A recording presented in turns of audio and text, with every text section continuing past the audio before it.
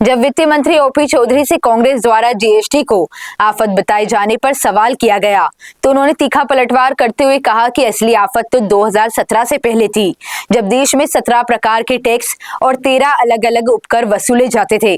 उन्होंने कहा कि प्रधानमंत्री नरेंद्र मोदी के नेतृत्व वाली सरकार ने न सिर्फ इस जटिल प्रणाली को खत्म किया, बल्कि जीएसटी को 4 स्लैब से घटाकर 2 स्लैब में लाकर देशवासियों को बड़ी राहत दी है। उन्होंने कहा कि जीएसटी की संरचना और स्ट्रक्चर में जो सुधार हुआ है उससे अब कृषि और कृषक और आम आदमी से लेकर छोटे बड़े व्यापारियों तक को फायदा होगा। इकोनॉमिक क्षेत्र में पारदर्शिता बढ़ी है और आम जनता का पैसा बचेगा। उन्होंने कहा कि यह एक दूरदर्शी निर्णय है जिससे देश की अर्थव्यवस्था को मजबूती मिलेगी और जनता को प्रत्यक्ष लाभ मिलेगा। चलो जल्दी, एक ही मुद्दा है ना।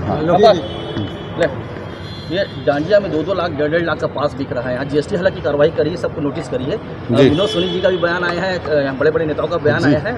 क्या मानता है जी? मैं यही कहना चाहूँगा, कोई छोटी मोटी भूल होती है, कोई ऐसा विषय होता है, वो एक अलग बात होती है। छोटी मोटी भूल को विभाग इग्नोर करेगा, अनावश्यक भी किसी को वो नहीं करेगा, बट जो बड़े लेवल पे कोई गड़बड़ करने का प्रयास कोई ना करे, ऐसे 1% 2% लोग होते हैं, उनको मैं कहना चाहूँगा, अपील करना चाहूँगा कि वो सही तरीके से नियमों का पालन करें, अन्यथा निश्चित रूप से विभाग को उस दिशा में वैधानिक कार्रवाई करनी होती है। आस्था के नाम से 2 लाख 1.5 लाख का पास बेचा जा रहा है। जो भी है, मतलब मैं यही कहना चाहूँगा कि वैधानिक तरीके से करें। अगर वैधानिकता के साथ नहीं करेंगे तो विभाग नियमानुसार कार्रवाई करें। अब उनको जब भागने का रास्ता नहीं मिल रहा है, देश की जनता जब स्वीकार की, जब जीएसटी की व्यवस्था 2017 में आई थी, उससे पहले 17 प्रकार के टैक्स और 13 प्रकार के सेस लगते थे। असली टैक्स का आतंक उस समय था, उसे सबको समाप्त करते हुए जीएसटी की दरों में भी कटौती की गई, संरचनात्मक सुधार भी किए गए, स्ट्रक्चरल रिफॉर्म्स भी हुए, प्रोसीजरल रिफॉर्म्स भी,